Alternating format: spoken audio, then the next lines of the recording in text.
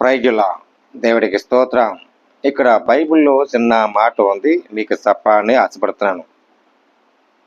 మరి బెల్తెమెన్ తోటలోను యేసుక్రీస్తు అక్కడికి వెళ్ళి ప్రార్థించక మరి ఇద్దరు శిష్యులతో ఎంటబడి తీసుకెళ్ళి అక్కడ మరి మెలకువగా ఉండండి అని చెప్పి వెళ్ళారు. మొదటిసారిగా యేసుక్రీస్తు కొద్దిగా బలహీనతను ఉన్నారు. బలహీనతలు ఆయన పడి ఉన్నారు. కారణం దేవుని ఇష్టలుగా ఉండి ప్రకాశించాలి. ఈ వాక్యం ఏం చెప్తుందంటే మరి మత్తయి 26లోను మరి ఇక్కడ 36లోకి వెళ్తే అంతటి యేసు వారితో గెల్తెమని అనబడిన తోటకు వెళ్ళి ప్రార్థన చేస్తుండగా వారికి కూర్చుండి శిష్యులు చెప్పాను. శిష్యులు మరి పేతురు మరి అక్కడున్న జెబెదేరు ఇద్దరు కుమారులు ఉన్నారు. ఉండి అక్కడ అనబడి మరి మెలకువగా ఉండండి అని క్రీస్తు గెల్తెమని తోటలోకి వెళ్ళి వెంటబెట్టుకుని మరి దేవునికి ప్రార్థించాలి. తండ్రికి కొంత బలహీనత ఉన్నారు, కాను మరి దేవుడు అక్కడ అప్పగించాలని మరి కుమారులుగా ఆయన ఈ లోకానికి వచ్చాడు. మరి ఆయన ఈ లోకానికి వచ్చి పాపములు క్షమించడానికి తండ్రి కుమారుడ ఎలా పంపించాడు, వీళ్ళందరికీ మరి ఆ క్షమించే బలహీనత దేవుడు కుమారుడిగా వచ్చి బలహీనతలు పట్టాడు, బలహీనతలు అయిపోయాడు. కారణం తండ్రి చేత ఈ గిన్నె ప్రభువా నీ చిత్తం ప్రకారం ఎలా ఉంటుందో అలాగా నన్ను ఆశీర్వదించని తండ్రి ఎద్దకు మొరపెట్టగా అక్కడ పేతురు మరి జెబెదీ అనే భక్తుడు శోధనలో ప్రవేశించి ఆవిడ మెలుకుకుండి ప్రార్థించలేవా అని ఉంది. ఇక్కడ ఏముందండి, ప్రకారమే కానేమో మరలా శిశువులతో వచ్చి నిద్రించడం చూసి ఒక్క గడి అయినా ఈ రోజుల్లో ఒక్క గడి అయినా ఒక్క నిమిషమైనా మనం ప్రార్థిస్తున్నామా? ఒక్క గడి అయినా ఆయన మమ్మూరిగా ఆయన ప్రార్థనలో పాలు పంచుకుంటున్నామా? ప్రార్థన ఇక్కడ ఏముందండి, శిష్యులతో చెప్పి ఒక గడియ నాతో మెలుకువండి ప్రార్థించు ఉండు అని మీరు శోధనలో ప్రవహించకుండా మీరు శోధనలోనూ క్రియ లేకుండా మీరు మెలుకువండి ప్రార్థించమని యేసుక్రీస్తు చెప్పాడు. యేసుక్రీస్తు చెప్పిన ప్రకారముగా అప్పుడు పేతురు అన్నది, ప్రభువా క్షమించు, నే శోధనలో ప్రవహించినందుకు మమ్మల్ని క్షమించు, మెలుకుకుంటాను అని చెప్పగా యేసుక్రీస్తు మరి అంత దూరం వెళ్ళి ఆ రాయి దగ్గరికి వెళ్ళి ప్రార్థించగా మళ్ళీని బలహీనతున్నారు. కారణం మరి కొన్న మరి దేవుని చిత్తము కానీ ప్రార్థించు మరలా వచ్చి నిద్రించడక ఆ కన్నులంట భారము శిశువు నిద్రపోయి తీర్పుగా గడిగి వచ్చింది ఉన్నది. మనుష్య కుమారుడుకు పాపములు చేతికి అప్పగించబడటానికి మనిషి కుమారుడంట పాపములు అందరూ చేసిన పాపములు తండ్రికి అప్పగించటానికి. ఈ రోజుల్లో మన పాపత్వములు ఉన్నాం, ఈ రోజుల్లో పాపమే ఉన్నాం. ఆ పాపాలు మనం ఒప్పుకోవాలి. చాలామంది పాపాలు ఒప్పుకుంటారు, చాలామంది పాపాలు కప్పుకుంటాం కాదండి, పాపములు ఒప్పుకుంటాలి. ఒప్పుకొని దేవునికి ప్రార్థించాలి. ఎలా ప్రార్థించాలి? మరి యేసుక్రీస్తు ఈ లోకానికి పాపములు క్షమించడానికి వచ్చాడు, పాపములు రక్షించడానికి వచ్చాడు, పాపములను మరి వృద్ధి చేయటానికి వచ్చాడు, మరి రోగిల్ని ముట్టడానికి వచ్చాడు, అలాగే రోగిల్ని స్వస్థతపరచడానికి వచ్చాడు. యేసుక్రీస్తు ఈ లోకానికి ఎందుకు వచ్చాడంటే ఆయన మనుష్య కుమారుడిగా దేవుని చిత్త ప్రకారముగా అలా పాపములు క్షమించడానికి. ఈ రోజుల్లో మరి దేవుని ప్రకారముగా దేవుని ఇష్టముగా మన హృదయంలో ఉన్న అంతరాత్మ ఎలా ఉంటుంది, మన హృదయంలో ఉన్న అంతరాత్మ దేవుని ప్రేమ అని మనం ఒప్పుకోవాలి. ప్రేమ ఉంది, ఆ ప్రేమ బట్టే కదా ఈ భూమి మీద మనం స్వతంత్రించుకుంటున్నాం. ఆ ప్రేమను బట్టే కదా ఈ లోకంలో మన పని విషయాలు చక్క పెట్టుకుంటున్నాం. ఎందుకని చక్క పెట్టుకుంటున్నామంటే దేవుడు నీ ఇష్టలుగా ప్రేమించాడు. ఎలా ఇష్టలుగా ప్రేమించాడు?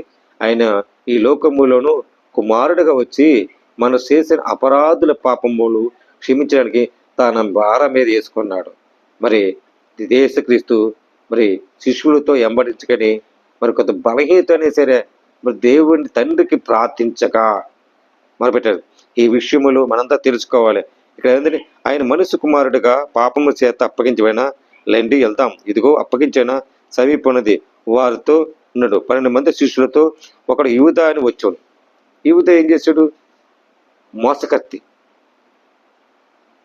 మోసకత్తి యేసుక్రీస్తు మరి అమ్మబడిన వ్యక్తి అప్పగించేశాడు. 32 నాణేలకు అప్పగించేశాడు. ఈ రోజుల్లో మనకి ఎన్ని విషయాలు దేవుడు మనం చేసిన మేలు చేసినట్టు మేలు పొందుకోవాలి. మనం ఇంకా కావాలి ఇంకా కావాలనుకుంటే మనం కూడా ఏదో రకంగా దేవుని చేతులను మరి సందేశను మనం మహిమలు పొందుకోలేం. మరి యూదా అలాగే ఇస్కరి యేసుక్రీస్తు ఉన్నాడు పరందుకుని ఏరియా నేను వెళ్ళి అతన్ని ముద్దు పెట్టుకుంటాను, అతనే యేసుక్రీస్తు అని చెప్పగా మరి వెళ్ళి ఆ యేసుక్రీస్తు పట్టకం మునిపే మరి ఇంకో వ్యక్తి శిష్యుడొచ్చి నా యేసుప్రభు ముట్టుకుంటావా అని మరి ఒక ఆయుధం తీసుకెళ్ళి అది నరకబోయాడు. సొవ్వు తెగిపోయింది. అప్పుడు క్రీస్తు ఆ సొవ్వు మరి కింద పడిపోయింది తీసి మరి ఆ కొన్న బంటుడితో అతికించాడు. అతను అద్భుతుల కార్యం చూశాడు. నిజమే, ఇది దైవకుమారుడు, దైవకుమారుడిగా మా పాపాలు క్షమించడానికి వచ్చాయని అక్కడున్న బంతులందరూ నమ్మారు.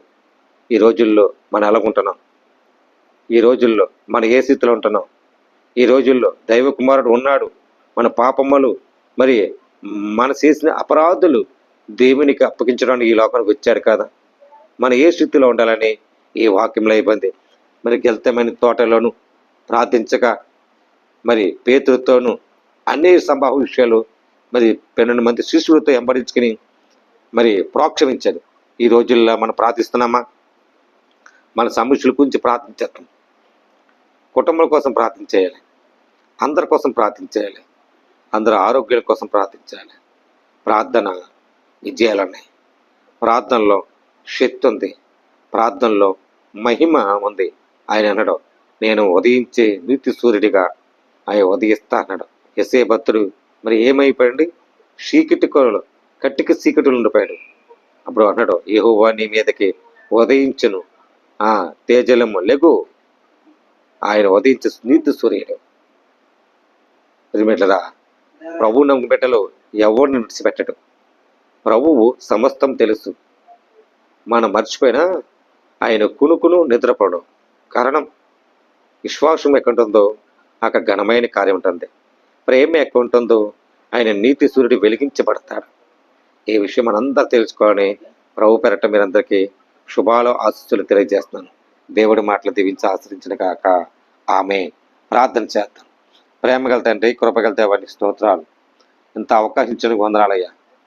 అయ్యా నైనా మీరే ప్రభా గెల్తమిష్ తోటలోకి వెళ్ళి నాయన శిష్యులతో వెంబడించుకుని ప్రార్థించగా ఇద్దరు సోదరుల్లో ప్రవహించాం. నిజమే ప్రభా.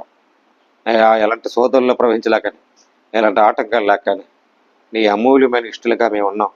నీ సిద్ధముగా నెరవేర్చే వరకు మేము ఉన్నాం అయ్యా. అయ్యా యేసయ్యా వందనాలు. గొప్ప కార్యందే ప్రభా. తండ్రి కుమారుడుగా పరిశుద్ధాత్మతో మమ్మల్ని అభిషేకించి గొప్ప కార్యం తెచ్చండి. ప్రేమించు, నీ స్వరము తెచ్చండి, నీ కనిపెట్టండి ప్రభా. అయ్యా మేము చేసే ప్రార్థన ఆలకించి అయ్యా ప్రతి ఒక్కరికి ఆదర్శనగా నడిపించే గొప్ప గమ్యం నీలో ఉన్నట్లుగా ధరింపచేయండి ప్రభా. ఆయన నీ సిలువ సాక్ష్యం ఉన్నట్లుగా సైనించేయండి ప్రభా. అయ్యా ప్రతి భారతీయులు దేశ విదేశాల్లో ఉన్న సహోదరులందరినీ ఆరోగ్యాల కొరకు, కుటుంబాల కొరకు, కుటుంబాల రక్షణ కొరకు ప్రార్థిస్తున్నాం. ప్రతి ఒక్కరు క్షేమం ఉన్నట్లుగా ధరింపచేయండి ప్రభా. నీకు సాక్ష్యం వాడకండి. ఆరోగ్యముల కొరకు, చదువులు బిడ్డల కొరకు, భవిష్యత్తు కొరకు అనేక బిడ్డలు ఉన్నారు తండ్రి. వాళ్ళందరి కొరకు ప్రార్థిస్తున్నాను తండ్రి. గొప్ప వాళ్ళు ఉన్నారు ప్రభా, లేని వారు ఉన్నారు ప్రభా. అనేక బిడ్డల ప్రభు జాబుల కోసం ప్రయత్నం చేసిన వాళ్ళు, ప్రైవేట్ జాబు, గవర్నమెంట్ జాబు, వాళ్ళందరి కోసం ప్రార్థిస్తున్నాను తండ్రి. అయా మంచి ఫలితాలు ఉంచినట్లుగా అయా రక్షణ తెచ్చండి, సహాయం తెచ్చండి, ప్రేమించు, నీ స్వరమ తెచ్చండి, గొప్ప వరాలు తెచ్చండి ప్రభా. ప్రేమగల తండ్రి, కృపగల దేవానికి స్తోత్రాలు ప్రభా. ఈ చిన్న ప్రార్థన ఆలకించి నీ సాక్షి నిలబెట్టుకుంటుంది తండ్రి నాయన. అలాగే ప్రభాన మరి హాస్పిటల్లో రోగుల కోసం ప్రార్థిస్తున్నాం. రోగులు ఎంతమంది ఉన్నారు తెలియదు ప్రభా. ఎంతమందో బాధపడతారు తండ్రి. ఆ రోగులు ప్రభా ఎంతమందో అనాథులుగా మిగిలిపోయి ప్రభా, అయ్యా నాకు ఏ నాథుడు లేరు స్వస్థపరచబడిన ప్రభా. నిజే ప్రభా, మరి పాపములు క్షమించడానికి రక్షకుడిగా కుమారుడిగా వచ్చే తండ్రి, క్షమించు తండ్రి. ఏ రోగి బాధపడుతున్నారు, ఏ బాధపడుతున్నారు, ఆ రోగి స్వస్థపరిచి మంచి కార్యాలు, మంచి కార్యదశలు నడిపించమని క్రీస్తు యేసు పరిశుద్ధాత్మ పెట్టబడుకున్నా పరమ తండ్రి. ఆమేన్. యేసురత్నమే జం, శిరరత్నమే జం. ప్రభు యేసు నామములో అపాయము నాశనం కలుగును గాక. ఆమేన్. ప్రైజులంటే అందరికి వందనాలు. దేవుడు మీ కుటుంబాన్ని దీవించి ఆశ్రయించును గాక. ఆమేన్.